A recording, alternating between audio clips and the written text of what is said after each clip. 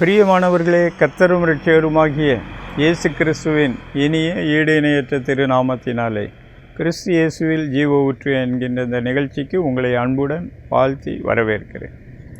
கர்த்தர் நல்லவர். அவரது பேரன்பு, கிருபை, இரக்கம், தயவு, இரக்கம் என்றென்றைக்கும் உள்ளது, எப்பொழுதும் உள்ளது. கர்த்தர் உங்களை நேசிக்கிறார். இந்த நாளிலும் கர்த்தருடைய முகத்தை தேடுகிற உங்கள் வாழ்க்கையிலே தேவன் மகிமையான காரியங்களை செய்ய போகிறார். இந்த நாளிலும் கர்த்தருடைய ஆவியானவர் நமக்கு கொடுத்திருக்கிற ஒரு திருவசனம், அது சங்கீதம் 91 அதிலே 9 மற்றும் 10வது திருவசனங்கள். சங்கீதம் 91 9 மற்றும் 10வது திருவசனங்கள். எனக்கு அடைக்கலமாய் இருக்கிற உன்னதமான கர்த்தரை உனக்கு தாபரமாக கொண்டாய். ஆகையால் பொல்லாப்பு உனக்கு நேரிடாது, வாதை உன் கூடாரத்தை அணுகாது. பிரியமானவர்கள், இந்த இடத்திலே பக்தன் கர்த்தரை அறிமுகப்படுத்துகிறார். எனக்கு அடைக்கலமாக இருக்கிற ஆண்டவரை உனக்கு தாபரமாக கொண்டாய். ஆகவே வாதை உன் கூடாரத்தை அணுகாது, பொல்லாப்பு உனக்கு நேரிடாது. பாருங்கள், இந்த உலகத்திலே நமக்கு ஆண்டவரே சொல்லியிருக்கிறார், உங்களுக்கு உபத்திரவம் உண்டு, ஆனாலும் திடன் கொள்ளுங்கள், நான் உலகத்தை ஜெயித்தேன். அது மாத்திரமல்ல, கர்த்தராகிய தேவனுடைய ஆவியானவர் வாதைகளையும் பொல்லாப்பு என்றால் தீமை, தீங்குகளை ஜெயிக்கும்படிக்கு நம்மை அழைத்திருக்கிறார். அதிலே கர்த்தர் நம்மை எப்படி நடத்தி செல்லுகிறார், அவர் எப்படி வெற்றி பெற்றிருக்கிறார், நம்மையும் எப்படி வெற்றி பெற வேண்டும் என்று அவர் நடத்துகிறார். நாம் இந்த காரியங்களிலே ஸ்தோத்திரம். பாருங்கள், இந்த உபத்திரவத்தின் நெருக்கடிகளுக்கு அந்த பக்கம் கர்த்தர் கனத்தையும் வைத்திருக்கிறார். இந்த வசனம் 9-10க்கு கீழே வாசித்து பார்ப்பீர்கள் என்றால், ஆபத்தில் நானே அவனோடு கூட இருந்து அவனை தப்புவித்து அவனை கனம் பண்ணுவேன். ஸோ தேவனாகிய கர்த்தருடைய சமூக பழக்கம் இங்கு இன்றியமையாததாக, அத்தியாவசியமானதாக, அதை இயேசு கிறிஸ்து அவருடைய விலையேறப்பெற்ற அன்பு சிலுவை தியாகத்தின் மூலமாக நமக்கு அதை வாக்கு பண்ணியிருக்கிறார். இதிலே நம்முடைய ஒத்துழைப்பு, ஈடுபாடு மிகவும் அவசியம். அதை குறித்து தான் இந்த நாளிலே நாம் தியானிக்க போகிறோம். ஆகவே கவனமாய் செவி கொடுப்போம். கர்த்தர் நமக்கு உதவி செய்யும்படிக்கு ஜெபத்தோடு காத்திருப்போம். முதலாவதாக சங்கீதம் 91:1 நீங்கள் பாருங்கள். உன்னதமானவரின் மறைவில் இருக்கிறவன் சர்வ வல்லவரின் நிழலில் தங்கியிருப்பான். பாருங்கள், அவர் மோஸ்ட் ஹை காட், உன்னதமானவர். அவருடைய மறைவு இந்த பூமியிலே நமக்கு கிறிஸ்து இயேசுவின் மூலமாக கிடைக்கிறது. கிறிஸ்து இயேசுவின் மூலமாக சர்வ வல்லவருடைய நிழல் நம்மை சூழ்ந்து கொள்ளுகிறது. ஸ்தோத்திரம். கிறிஸ்து இயேசுவினுடைய அவருடைய பேரன்பு, கிருபை, இரக்கம், தயவு, இரக்கத்தின் மூலமாக அது நமக்கு சாத்தியமாகிறது. பாருங்கள், திரியேக தேவன் பரிசுத்த ஆவியானவராக ஒவ்வொருவருடைய சரீரத்திற்குள்ளும் வாசம் பண்ணுகிறார். ஸ்தோத்திரம். நாம் சென்று கர்த்தரை ஆராதிக்கிற சபையிலே ஒரு குழுவாக அவர் முற்றிலும் ஆவியானவர் அங்கே நம்மோடு கூட தங்கியிருக்கிறார். ஸ்தோத்திரம். ஆண்டவர் பரிசுத்த ஆவியானவருடைய அபிஷேக நிறைவிலே கிறிஸ்து இயேசு நம் நடுவிலே உலாவுகிறார்.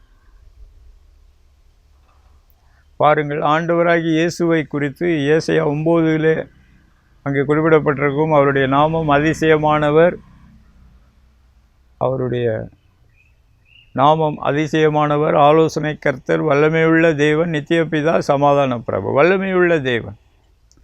பாருங்கள், அவருடைய முதல் வருகையிலேயே அவர் வல்லமையுள்ள தேவனாக வெளிப்பட்டார். அவர் மரித்து உயிர்த்த பிறகு சீசர்களிடத்தில் சொன்னார், வானத்திலும் பூமியிலும் சகல அதிகாரமும் எனக்கு கொடுக்கப்பட்டிருக்கிறது. பாருங்கள், பிதாவாகிய தேவனுடைய சர்வ வல்லமை அவருடைய, அதாவது ஆண்டவராகிய இயேசு கிறிஸ்துவின் அதிகாரத்தின் மூலமாக இந்த பூமியிலே வெளிப்பட்டு கொண்டே இருக்கிறது. கர்த்தருக்கு ஸ்தோத்திரம். தேவனுக்கே மகிமை உண்டாகட்டும். பிரியமானவர்களே, இது அது நம்ம வார்த்தையினால் விவரிக்க முடியாத அளவுக்கு ஒரு பெரிய காரியம், மகிமையான காரியம். அதை காணக்கூடாத சர்வ வல்லமையுள்ள மிகவும் உன்னதமான தேவன் நம்மோடு கூட வாசமாக இருக்க வேண்டும் என்று அவர் விரும்புகிறார். அதுக்காக தான் 2000 ஆண்டுகளுக்கு முன்பதாக இயேசு கிறிஸ்து என்கின்ற பெயரில் அவரே இறங்கி வந்தார். அவருடைய சிலுவை, மரணம், பாடு, உயிர்த்தெழுதலின் மூலமாக அது சாத்தியமாகிறது. இம்மானுவேல் என்பதற்கு தேவன் நம்மோடு இருக்கிறார் என்று அர்த்தமாம். ஸ்தோத்திரம். பிரியமானவர்களே, இந்த தேவ சமூக பழக்கம் நம்முடைய வாழ்க்கையிலே இன்றியமையாததாக, அத்தியாவசியமானதாக, இன்று நாம் சந்திக்கிற எவ்வளவோ சவால்களிலே, சோதனைகளிலே, நெருக்கடிகளிலே, இடுக்கண்களிலே, உபத்திரவங்களிலே, இக்கட்டுகளிலே நம்மை தாங்கி பிடிக்கிறவராக அவர் இருக்கிறார், சுமக்கிறவராக இருக்கிறார், தப்பி செல்லுக வைக்கிறவராக இருக்கிறார். கர்த்தருக்கு ஸ்தோத்திரம். தேவனாகிய கர்த்தருக்கே சகல துதிகன மகிமை எப்பொழுதும் உண்டாயிருப்பதாக. ஸ்தோத்திரம். இந்த சங்கீதம் 91 ஆரம்பமே அப்படியாகத்தான் ஆரம்பிக்கிறது. பாருங்கள், அதுக்கு அடுத்தபடியாக அங்கு இந்த சமுதாயம் எதிர்கொள்ளுகிற எவ்வளவோ பாடுகளை, போராட்டங்களை நாம் பார்க்கிறோம். வேடனுடைய கண்ணி, பாழாக்கும் கொள்ளை நோய், பகலில் பறக்கும் அம்பு, மத்தியானத்தில் பாழாக்கும் சங்காரம், இரவின் பயங்கரம், இருளில் நடமாடும் கொள்ளை நோய்கள். ஸ்தோத்திரம். அது நிமித்தம் பின்னாடி வருகிற மரணங்கள், பால்கடிப்புகள், மாஸ் டெத் குறிப்பிடப்படுகிறது. ஆனால் கர்த்தர் அவைகள் எல்லாவற்றிலும் இருந்து இந்த பூமியை, அவருடைய ஜனத்தை பாதுகாக்க வேண்டுமென்று அவர் விரும்புகிறார். ஸ்தோத்திரம். இதுதான் ஒரு பக்கம் மீட்பின் திட்டம். ஒவ்வொரு மனிதனையும், ஒவ்வொரு மனுஷியையும் கிறிஸ்து இயேசுவின் மூலமாக பிதாவாகிய தேவனோடு ஒப்புரவாக்குகிறார். நாம் இயேசுவை நம்முடைய சொந்த இரட்சகராக ஏற்றுக்கொண்டு அவரை விசுவாசித்து நம்முடைய குற்றங்கள், குறைவுகள், பாவங்கள், அக்கிரமங்கள், மீறுதல்களை அறிக்கை செய்து விட்டுவிடும் பொழுது நாம் கர்த்தரிடத்திலே இரக்கத்தை பெறுகிறோம், கிருபையின் பரிபூரணத்தை பெறுகிறோம், தயவை பெறுகிறோம், சமாதானத்தை பெறுகிறோம், ஜீவனை பரிபூரணமாக்கி கொள்ளுகிறோம். மறுபிறப்பின் அனுபவத்தின் மூலமாக தேவனோடு அந்த ஐக்கியம் நம்முடைய வாழ்க்கையிலே வளர்ந்து கொண்டே இருக்கிறது. நாம் ஒரு நாளில் பரலோகத்திலே சென்று அவரோடு கூட நிச்சயமாக நம்முடைய காலத்தை கழிக்கக்கூடிய ஸ்தோத்திரம். அது காலத்தை கழிப்பதல்ல, அது ஒரு மகிமையான என்ஜாய்மெண்ட் அனுபவம். ஆண்டவர் நம்ம ஒவ்வொருவருக்கு என்றும் வாக்கு பண்ணியிருக்கிறார். கர்த்தருக்கு ஸ்தோத்திரம். அதே நேரத்தில் பூமியிலேயும் அவருடைய திரு சமூகம் வெளிப்படுகிறதை நாம் புரிந்து கொள்ள வேண்டும், பெற்றுக்கொள்ள வேண்டும், அனுபவிக்க வேண்டும், ஆண்டவரை மகிமைப்படுத்த வேண்டும். ஆண்டவராகிய இயேசு கிறிஸ்துவை மகிமைப்படுத்த வேண்டும். அவர் மூலமாக பிதாவாகிய தேவனை துதிக்க வேண்டும், மகிமைப்படுத்த வேண்டும், ஆராதிக்க வேண்டும். ஆண்டவர் அதை லகுவாக்கி வைத்திருக்கிறார். நம்ம ஆவியானவருடைய ஒத்தாசையோடு வேத வாக்கியங்களிலே நாம் அதை கற்றுக்கொள்ளலாம். பாருங்கள், மத்தேயு 23:27 ஆண்டவர் தன்னை பற்றி குறிப்பிடும்போது, கோழி தன் குஞ்சுகளை கூட்டி சேர்ப்பது போல நான் உங்களை கூட்டிக் கொள்ள, சேர்த்து கொள்ள மனதாயிருந்தேன் என்று குறிப்பிடுகிறார். பாருங்கள், என்னுடைய சிறு வயதிலே நான் பார்த்துருக்கிறேன் கோழி குஞ்சுகளை அப்படி அழைத்து கொண்டு சுற்றி வருவதை. ஸ்தோத்திரம். அது சில நேரங்களிலே நிழலிலே அமர்ந்து இருக்கும்போது அந்த குஞ்சுகளெல்லாம் தன்னுடைய 2 செட்டைகளுக்குள்ளே போய் மறைந்து கொள்ளும். சில நேரங்களில் மேலே வல்லூறுகள் வரும்போது அங்கே அந்த கோழியின் நிழலுக்குள்ளே அவைகள் இருக்கும், ஒரு சேதமும் வராது. சில நேரங்களில் அந்த கோழி வல்லூறுகள், பருந்துகள் பக்கத்திலே வந்து அதை தாக்க முயற்சி பண்ணினால் அவ்வளோ நேரம் அமைதியாக இருக்கிற அந்த கோழி, தாய் கோழிக்கு அப்போ தான் ஒரு பெரிய வீரம் வரும். நான் பார்த்துருக்கிறேன். அது ஃபைட் பண்ணுவது ஒரு ஆக்ரோஷமாக ஃபைட் பண்ணும். எனக்கு அன்பான தேவனுடைய ஜனமே, பாருங்கள், ஆண்டவர் அந்த இடத்துல கோழியை ஒரு அடையாளப்படுத்தி காட்டுகிறார். ஸ்தோத்திரம். அதே போல் நீங்கள் தொடர்ந்து வாசித்து பார்ப்பீர்கள் என்றால் ஏசாயா 31:5 வாசித்து பாருங்கள். அங்கே கர்த்தர் பறந்து காக்கிற பட்சியை போல எருசலேமுக்கு ஆதரவாக இருக்கிறார். அதை கடந்து வந்து தப்பி போக பண்ணுவார். பாருங்கள், நீங்கள் கர்த்தரை துதிக்கிறதிலே உறுதியாய் நிலைத்திருக்கும் போது, பாருங்கள், இந்த இடத்துல எருசலேம் என்பது 2ஐயும் குறிக்கும். கர்த்தர் வைத்திருக்கிற துதியின் ஸ்தானமாகிய எருசலேமையும் குறிக்கும். அதே போல் ஒவ்வொருவருடைய இருதயம், ஒவ்வொருவருடைய வீட்டையும் அது குறிக்கும். உங்கள் வீட்டிலே நீங்கள் கர்த்தரை துதிக்கிறவர்களாக இருப்பீர்கள் என்றால், அவர் பறந்து காக்கிற ஒரு பெரிய பட்சியைப் போல, பாருங்கள் அங்கே எந்த அடையாள பேரும் குறிப்பிடப்படவில்லை, ஒரு பெரிய பட்சியைப் போல அவர் எருசலேமுக்கு ஆதரவாக அதன் மேலே வந்து ஒரு மிகப்பெரிய பட்சியாக அவர் வந்து ஸ்தோத்திரம், அவர் கடந்து வந்து அதை தப்பி போக பண்ணுவார். அதற்கு என்ன நெருக்கடிகள் வந்தாலும் தப்பி போக பண்ணுவார். கர்த்தருக்கு ஸ்தோத்திரம். அதே போல் உபாகமம் 32 ஸ்தோத்திரம் 23, 24 வாசித்து பாருங்கள். அங்கே கர்த்தர் ஒரு கழுகை போல ஸ்தோத்திரம் அவரும் இருக்கிறார், அவருடைய ஜனத்தையும் அவர் ஒரு கழுகு குஞ்சுகளைப் போல வளர்க்கிறார். எப்படி கழுகு தன் குஞ்சுகளுக்கு பறக்க கற்றுக் கொடுக்கிறதோ, அதே போல கர்த்தர் அவருடைய ஜனத்தை தன்னுடைய செட்டைகளின் மேல் வைத்து சுமந்து கொண்டு போகிறார். ஆகாய மண்டலத்திலே உச்சத்திலே கொண்டு போய் அவைகளை ஸ்தோத்திரம் அங்கிருந்து பறக்க பழக்க வைக்கிறார். பாருங்கள், அங்கே வந்து அது தன்னுடைய செட்டைகளின் மேலே வைத்து மேலே போகும்போது அந்த குஞ்சுகளுக்கு ரொம்ப ஹாப்பியாக இருக்கும், ஜாலியாக இருக்கும். ஆனால் அது ஒரு குறிப்பிட்ட தூரத்துக்கு போனவுடனே ஒரு ஸ்தோத்திரம், சில நேரங்களிலே நாம் புதிதாய் சில காரியங்களை கற்றுக்கொள்ளும் பொழுது ஸ்தோத்திரம் ஒரு தவிப்பு வரும். ஆனாலும் கர்த்தர் அங்கு ஆதரவாக இருந்து நாம் தடுமாறினா மறுபடி பறந்து அதை சுமந்து கொள்வார், நம்மை சுமந்து கொள்வார். நாம் பறக்கிற வரைக்கும் நமக்கு ட்ரைனிங் தான். ஸ்தோத்திரம், பறக்க ஆரம்பித்த போது அவர் நம்மை பார்த்து சந்தோஷப்பட்டு கொண்டு இருப்பார். எனக்கு அன்பான தேவனுடைய ஜனமே, ஆவியானவர் இதை ஒவ்வொருவருக்கும் கொடுக்க வேண்டும் என்று விரும்புகிறார்.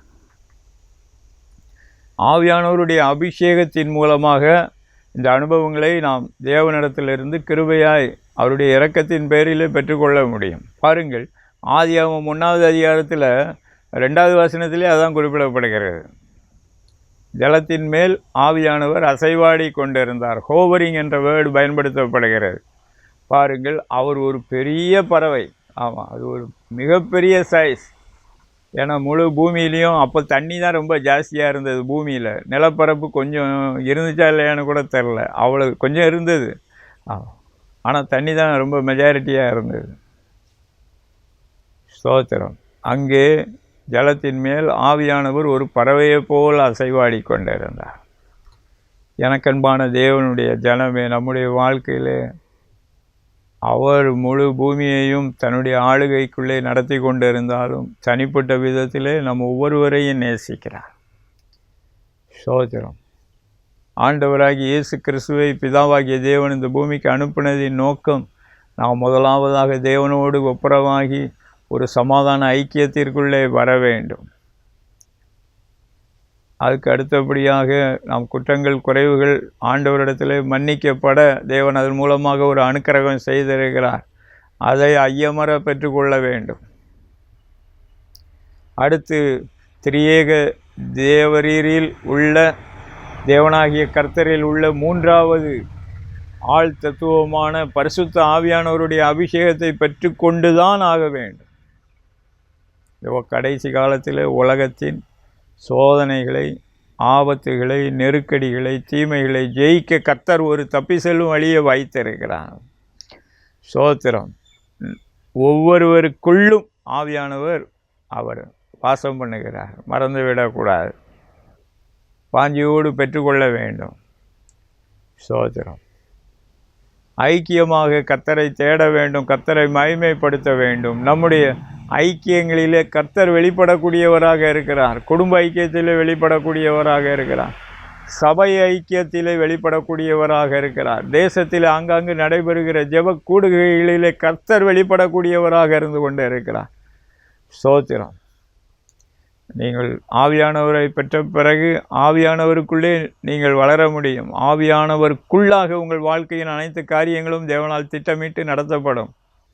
ஆவியானவரிலே நீங்கள் வளர வளர தேர தேர ஆண்டவராகி இயேசு கிறிஸ்துவுக்குள்ளே நீங்கள் வளர தேர முடியும். காரணம், பிதாவாகிய தேவன் நாம் கிறிஸ்துவுக்குள்ளே வளர வேண்டும் என்றே நம்மை முன்குறித்து வைத்திருக்கிறார். அப்போஸ்தலன் குறிப்பிடுகிறார், நீ கிறிஸ்து உங்களுக்குள்ளே உருவாக வேண்டும் என்று நான் கற்ப வேதனைப்படுகிறேன் என்று குறிப்பிடுகிறார். ஸ்தோத்திரம், எனக்கு அன்பான தேவனுடைய ஜனமே, கிறிஸ்துவுக்குள்ளே வளர வேண்டும், தேர வேண்டும், உங்கள் வாழ்க்கையிலே ஜெயம் பெற வேண்டும்.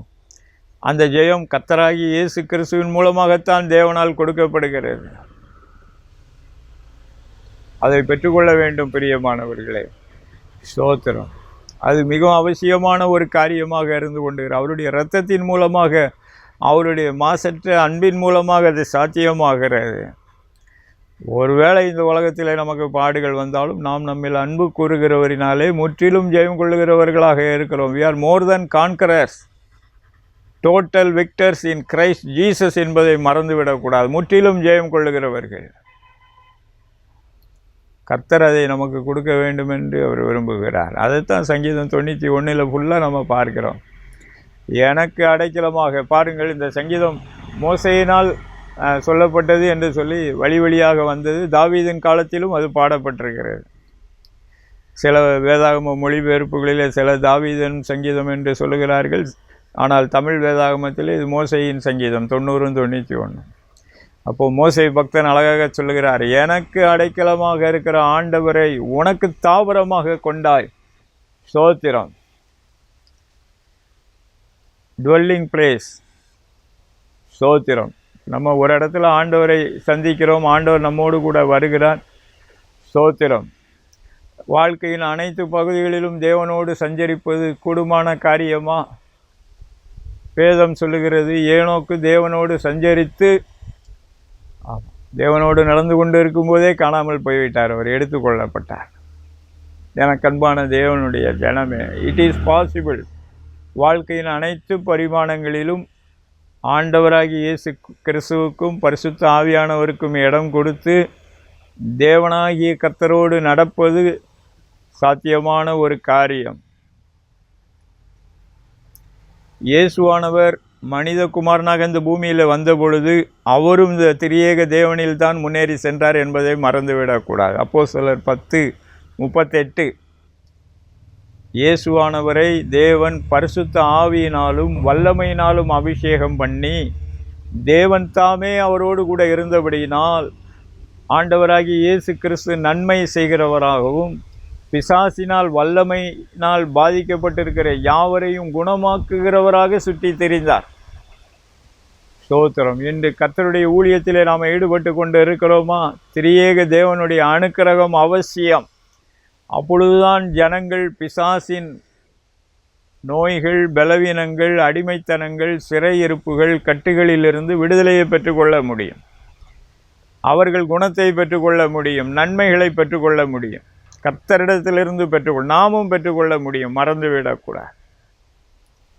ஸ்தோத்திரம். கர்த்தருக்கு ஸ்தோத்திரம். தேவனுக்கே மகிமை உண்டாகட்டும். அடுத்தபடியாக இன்று ஒருவேளை ஸ்தோத்திரம் இந்த சோதனைகள் நம்மை மேற்கொள்ள அனுமதித்திருந்தோமானால் இன்று கர்த்தராகிய தேவனுடைய ஆவியானவர் நமக்கு உதவி செய்ய வேண்டும் என்று விரும்புகிறார். காரணம், ஆண்டவராகிய இயேசு கிறிஸ்து அப்படிப்பட்ட நேரங்களிலே நம்மோடு கூடுதலாக இருந்து நம்மை தாங்கி பிடிக்கிறவராக இருக்கிறார். வேதம் பதிவிடுகிறது. ஸ்தோத்திரம். அவர்தாமே சோதிக்கப்பட்டு பாடுபட்டதினாலே சோதிக்கப்படுகிறவர்களுக்கு உதவி செய்யவும் அவர் வல்லவராக இருந்து கொண்டு இருக்கிறார். தாங்கி பிடிக்கிறார், தப்புவிக்கிறார். சோதனையை தாங்கிக் கொள்ள பலன் செய்கிறார், தப்பி செல்லும் வழியை உண்டு பண்ணுகிறார்.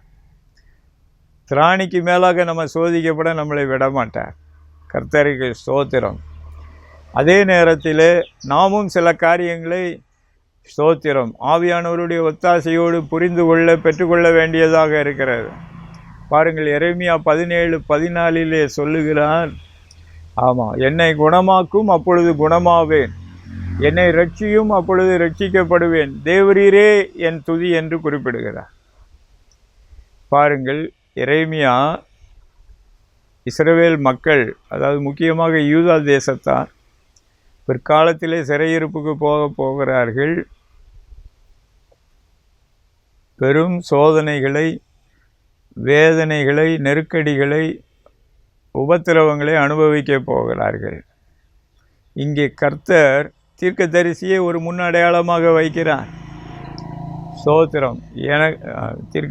அவர் அவருக்கே தேவன்தான் துதியாக இருக்கிறார். மறந்துவிடக்கூடாது. இன்று உபத்திரவங்களுக்குள்ளே இக்கட்டுகளுக்குள்ளே நாம் போய் கொண்டு இருக்கலாம். ஸ்தோத்திரம். இன்று துதி கன மகிமை பிதாவாகிய தேவனுக்கு உரியது.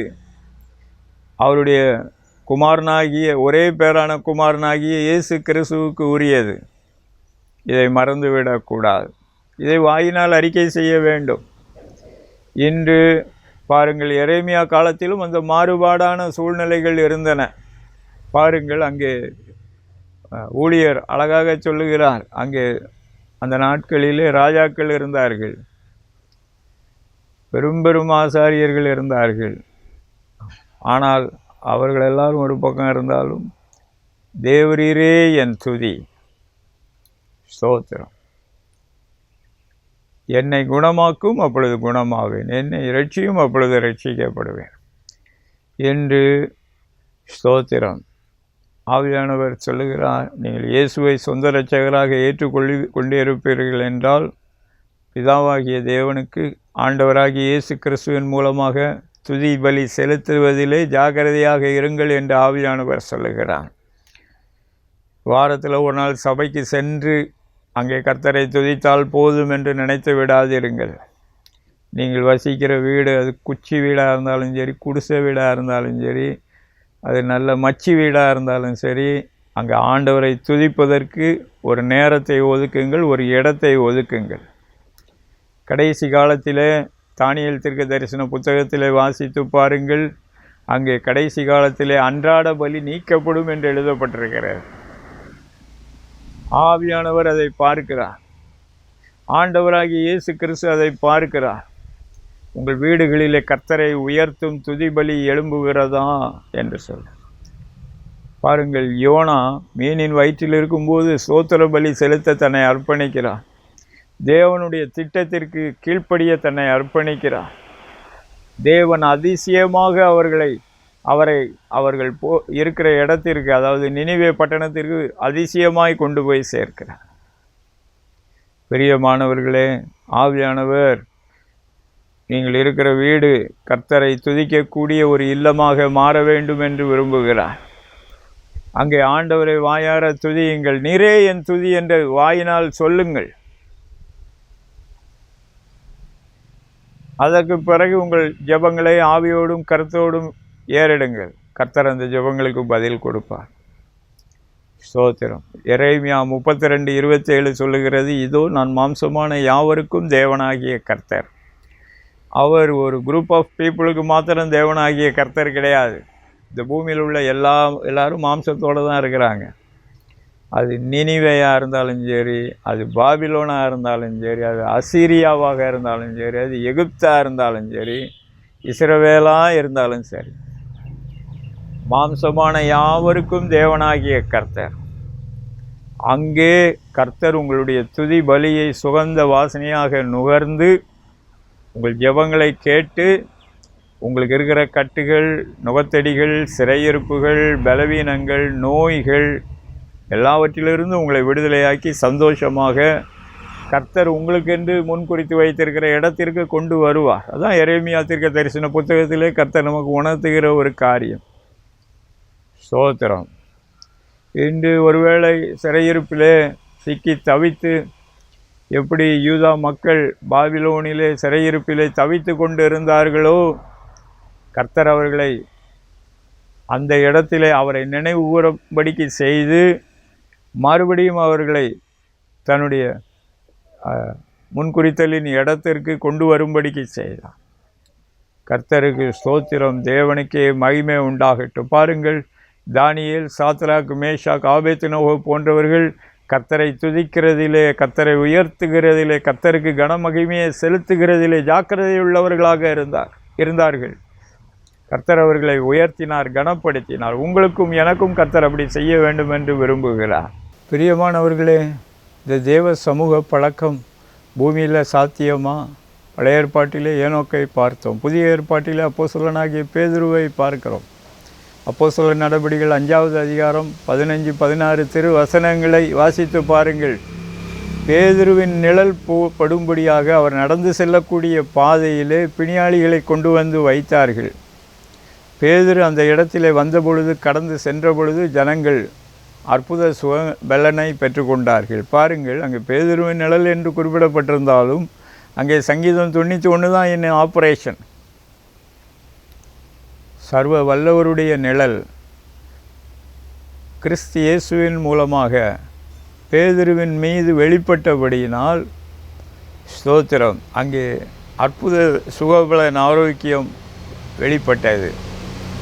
கொள்ளை நோய்கள் மறைந்தன, வியாதிகள் மறைந்தன, அசுத்த ஆவிகள் பிசாசுகள் புறப்பட்டு ஓடின. பிரியமானவர்களே, மிகவும் அவசியம். இன்று தேவனாகிய கர்த்தர் கிறிஸ்து இயேசுவின் மூலமாக தமது மகிமையான மாட்சிமையான நிழலை கிறிஸ்து இயேசுவின் மூலமாக ஒவ்வொருவர் மீதும் வெளிப்படுத்த வேண்டும் என்று விரும்புகிறார். நாம் இருக்கிற இடங்களிலே, வீடாக இருக்கலாம், சபையாக இருக்கலாம், பட்டணமாக இருக்கலாம், வெளிப்படுத்த வேண்டும் என்று விரும்புகிறார். விட்டு கொடுப்போம், அர்ப்பணிப்போம். பிரியமானவர்களே, இந்த விஷயத்திலே நாம் அறியாமையில் இருக்கக்கூடாது. ஸ்தோத்திரம், ஒவ்வொரு விசுவாசியையும் கர்த்தர் கடைசி காலத்தில் இப்படி பயன்படுத்த வேண்டும் என்று விரும்புகிறார். பாருங்கள், அப்போஸ்தலர் நடவடிக்கைகள் 7வது அதிகாரத்தில் ஸ்தேவானை கர்த்தர் பயன்படுத்தினார். ஸ்தோத்திரம், நகரின் பொது இடங்களிலே பயன்படுத்தினார். அவர் ஒரு பந்தி விசாரணை செய்கிறவர் மாத்திரமே. ஸ்தோத்திரம், ஆனால் கர்த்தர் அவரை வல்லமையாக பயன்படுத்தினார். அவர் மூலமாக மகிமையான அற்புதங்கள், பலத்த காரியங்கள் நடைபெற்றன. ஸ்தோத்திரம், அவருடைய வாயிலும் கர்த்தருடைய வார்த்தைகள் பூரணமாக வெளிப்பட்டன. அப்போஸ்தலர் நடவடிக்கைகளில் வாசித்து பாருங்கள். ஸ்தோத்திரம், அப்போஸ்தலர்கள் எல்லாருமே பெரும்பாலும் அப்படி தான். ஒரு பக்கம் மீனவர்கள், இன்னொரு பக்கம் சாதாரண அலுவல்களிலே ஈடுபட்டவர்கள், பந்தி விசாரணைக்காரர். ஆனால் அவர்கள் வாயிலே கர்த்தருடைய வார்த்தை. ஸ்தோத்திரம், அங்கே ஆசாரியர்கள் ஆச்சரியப்படக்கூடிய அளவுக்கு, கமாலியலே ஆச்சரியப்படக்கூடிய அளவுக்கு தேவன் அவருடைய வார்த்தைகளை சாதாரண மக்கள் மூலமாக வெளிப்படுத்தி கொண்டே இருந்தார். பிரியமானவர்களே, உணர்வடையுங்கள், புரிந்து கொள்ளுங்கள். கர்த்தர் ஒவ்வொருவருக்கும் அதை வைத்திருக்கிறார். நீங்கள் இருக்கிற வீட்டிலே, ஸ்தோத்திரம், கர்த்தருடைய சபையிலே, ஸ்தோத்திரம், கர்த்தர் வைத்திருக்கிற ஐக்கியங்களிலே வியாதி பலவீனங்கள் உள்ளே தலை தூக்க முயற்சி பண்ணும் என்றால் யாக்கோபு 5:14-15 சொல்லப்பட்டிருக்கிறபடி அங்கே எண்ணெய் பூசி ஜெபியுங்கள். அப்பொழுது விசுவாசமுள்ள ஜெபத்தை கேட்டு கர்த்தர் பிணியாளிகளை ரட்சிக்கக்கூடியவராக, குற்றங்கள் பாவங்களை மன்னிக்கக்கூடியவராக இருக்கிறார். ஸ்தோத்திரம், அது மாத்திரமல்ல, தேவன் தம்முடைய நாமத்திற்கு மகிமை உண்டாக்க வேண்டும் என்று விரும்புகிறார். தம்முடைய குமாரனாகி இயேசு கிறிஸ்துவை மகிமைப்படுத்த வேண்டும் என்று விரும்புகிறார். அது மாத்திரமல்ல, நம்ம எல்லோருக்கும் தேவன் வாக்கு பண்ணியிருக்கிற சங்கீதம் 91 சொல்லப்பட்டிருக்கிறபடி மகிமையான ஜீவனுக்கு ஏதுவான பரிபூரணங்களை, நிறைவேறுதல்களை கொடுக்க வேண்டும் என்று விரும்புகிறார். நாம் கண்களை மூடி ஆண்டவரை நோக்கி பார்ப்போமா? ஸ்தோத்திரம், வாய்களை திறந்து கர்த்தரை ஸ்துதியுங்கள். ஸ்தோத்திரம், ஆண்டவரிடத்தில் சொல்லுங்கள், நீரே என் துதி ஆண்டவரே என்று சொல்லுங்கள், சொல்லுங்கள், சொல்லுங்கள். ஆவியானவர் அதை பரலோகத்திற்கு கொண்டு செல்லுகிறார். ஸ்தோத்திரம், ஆண்டவருடைய நாமம் மகிமைப்பட போகிறது. சொல்லுங்கள், சொல்லுங்கள். ஒரு ஜெப நிலைக்குள்ளே வாருங்கள், கர்த்தரை துதியுங்கள். ஸ்தோத்திரம், ஆண்டவரே உங்கள் கிருபை இறங்கட்டும், உங்கள் அபிஷேகம் இறங்கட்டும். ஆண்டவரே உம்முடைய வார்த்தைகளை தியானித்து கொண்டு இருக்கிற ஒவ்வொருவர் மீதும் உம்முடைய சமூகம் வெளிப்பட தாழ்மையாய் ஜெபிக்கிறோம். உங்கள் கரம் வெளிப்படட்டும். கிறிஸ்து இயேசுவின் மூலமாக ஆண்டவரே ஒவ்வொரு காரியத்தையும் புரிந்து கொள்ள ஒரு புரிந்து கொள்ளுதலை கொடுப்பீராக. ஆண்டவரே ஞானத்தை கொடுப்பீராக. ஆண்டவரே ஸ்தோத்திரம், கிறிஸ்து இயேசுவின் மூலமாக இந்த சங்கீதம் 91 ரியாலிட்டி ஒவ்வொருவருடைய வாழ்க்கையிலும் பணிகளிலும் வெளிப்பட வேணுமாய் நாங்கள் ஜெபிக்கிறோம் ஆண்டவரே.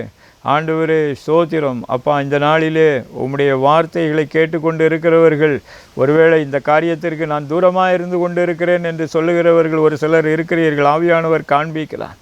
ஆண்டவர் உங்களையும் அழைக்கிறார். ஆண்டவரிடத்திலே மனம் வருந்தி, ஆண்டவரே உங்கள் இரத்தத்தினால் என்னை கழுவும், என்னுடைய சரீரத்தை உம்முடைய ஆலயமாக மாற்றும் என்று கேளுங்கள். ஸ்தோத்திரம், ஆண்டவர் உங்களை நிரப்பும்படிக்கு உங்கள் அருகிலே தான் இருக்கிறதாக சொல்லும்படிக்கு சொல்லுகிறார்.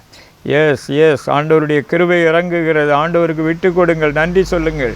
ஆண்டவரே, நான் உம்முடைய ஆவியானவரை பெற்றுக்கொள்ள தாகத்தோடு இருக்கிறேன் என்று கேளுங்கள். ஆண்டவர் நிரப்ப போகிறார். கேளுங்கள் கேளுங்கள் கேளுங்கள் கேளுங்கள். ஆண்டவர் நிரப்ப போகிறார். ஆண்டவரே, நிரப்புவீராக. உம்முடைய பரிசுத்த ஆவியினாலே, அக்னியினாலே நிரப்புவீராக. அவர்கள் இருக்கிற இடங்களிலே தேவனுடைய ராஜ்யத்தின் நீதி, சமாதான, சந்தோஷம், நிறைவேறுதல், பாதுகாவல் உண்டாகட்டும்.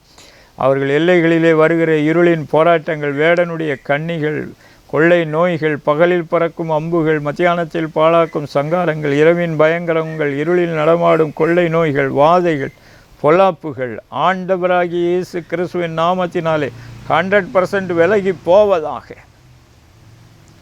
ஒவ்வொருவருக்கும் அற்புதங்களை, பலத்த செயல்களை கட்டளையிடுவீரா. குறைவுகள் நிறைவாகட்டும். வியாதி, பலவீனங்கள், நோய்கள் முற்றிலுமாக நீங்கட்டும். அது இல்லாமல் போகட்டும். பரிபூர்ண சுகபலன், ஆரோக்கியம், பரிபூர்ண ஜீவன் பரிபூர்ணமாக உண்டாகட்டும். அதிசயமாய் உண்டாகட்டும். கர்த்தருடைய அக்கினி இறங்கட்டும் ஆண்டவர். உங்கள் ஆசீர்வாதம் ஒவ்வொருவர் மீதும் இறங்கட்டும் ஆண்டவர். ஸ்தோத்திரம். ஆண்டவர் அப்படியே செய்கிறதாக சொல்லுகிறார். ஆண்டவருக்கு நன்றி சொல்லி பெற்றுக்கொள்வீர்களாக. ஆண்டவரையே மகிமைப்படுத்துங்கள். பிதாவாகிய தேவனே, கிறிஸ்து இயேசுவின் நாமத்தினால் உமக்கே சகல துதி, கனம், மகிமையாக எடுக்கிறோம். கிறிஸ்து இயேசுவின் மூலமாக தொடர்ந்து மகிமைப்படுவீராக. ஆமேன் ஆமேன். பிரியமானவர்களே, தொடர்ந்து கர்த்தருடைய பாதத்திலே அமர்ந்திருங்கள். அவர் தன்னுடைய பாதஸ்தானத்தையும் மகிமைப்படுத்துகிற கர்த்தர். உங்கள் எல்லைகளிலே அவர் வெளிப்பட்டு இருக்கிறார். தொடர்ந்து அவரை துதித்து கொண்டே இருங்கள். அவருடைய வார்த்தைகளுக்கு இடம் கொடுங்கள். கர்த்தர் மகிமையான காரியங்களை செய்ய போகிறார். God bless you.